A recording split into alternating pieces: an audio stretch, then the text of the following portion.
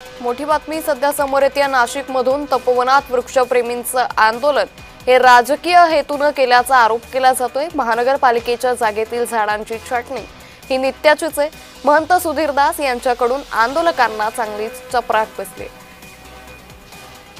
त्यामुळे नाशिकमधून ही बातमी आपण पाहतोय। तपोवनातील 1800 झाडं हे कापण्यासाठी निश्चित करण्यात आली आणि यावरूनच नाशिकमधील वृक्षप्रेमी हे आक्रमक होत त्यांनी आंदोलन छेडलं।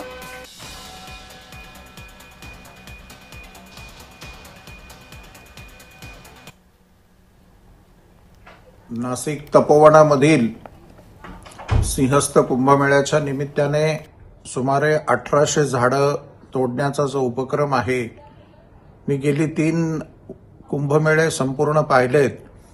दर 12 वर्षांनी त्या ठिकाणी जे काही वृक्ष आलेले असतात, साधारणतः 58 एकर जागा ही कायमस्वरूपी महानगरपालिकेने घेतलेली आहे।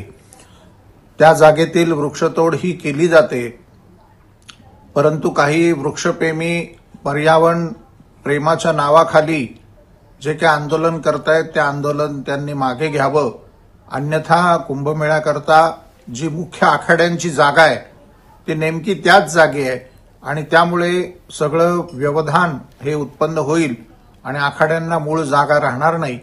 तर मी पर्यावरण प्रेमींना या ठिकाणी आवाहन करतो की अशा पद्धतीचे जे आंदोलन आहेत ती आपण मागे घ्यावी आणि दर 12 वर्षांनी त्या ठिकाणी ही वृक्ष तोडली जातात। त्यांचे जे बुंदे आहेत ते जमिनीतच ठेवले जातात आणि पुन्हा कुंभमेळा संपल्यानंतर त्या ठिकाणी वृक्ष ही येत असतात। त्यामुळे आपण पर्यावरणाची खूप काळजी त्या ठिकाणी करू नये असं आवाहन मी सर्व आखाड्यांच्या संत महात्म्यांच्या वतीने करीत आहे। त्यामुळे नाशिकमधील तपोवनात वृक्षप्रेमींचं आंदोलन हे राजकीय हेतूने केलं जात असल्याचा आरोप यावेळी करण्यात आलाय। वृक्षप्रेमींनी आपलं आंदोलन मागे घ्यावं असंही महंत सुधीरदास यांनी म्हटलंय। या संदर्भात अधिक माहिती घेऊयात आमचे प्रतिनिधी किरण गोटूर यांच्याकडून।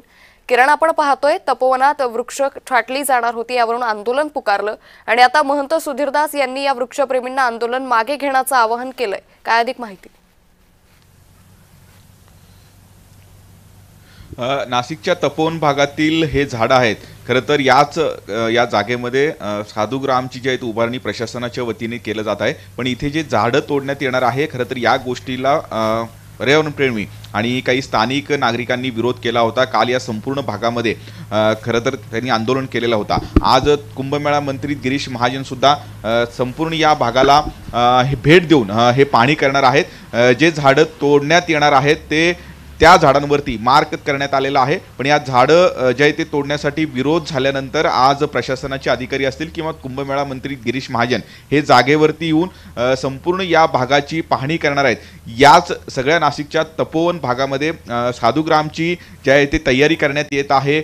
जे साधू महंत कुंभमेळ्यामध्ये येतील त्यांना इथे राहण्यासाठी व्यवस्था करण्यात येणार आहे आणि त्यासाठीच हे काही झाडं तोडले जाणार आहेत अशा पद्धतीची माहिती प्रशासनाने दिलेली आहे। पण जे खूप जुने झाड आहेत ते तोडले जाणार नाहीत अशी किरण, त्यामुळे एकंदरीतच आता आज गिरीश महाजन ज्यावेळी या परिसराची पाहणी करतील त्यानंतर ते काय निर्णय घेतात हे पाहणं महत्त्वाचं ठरेल।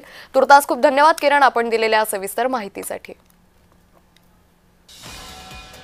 तर महानगरपालिकेकडून या झाडांची छाटणी करण्यासाठी ही झाडं निश्चित करण्यात आली आहे, मात्र महंत सुधीरदास यांच्याकडून या आंदोलकांना चपराक देण्यात आली आहे।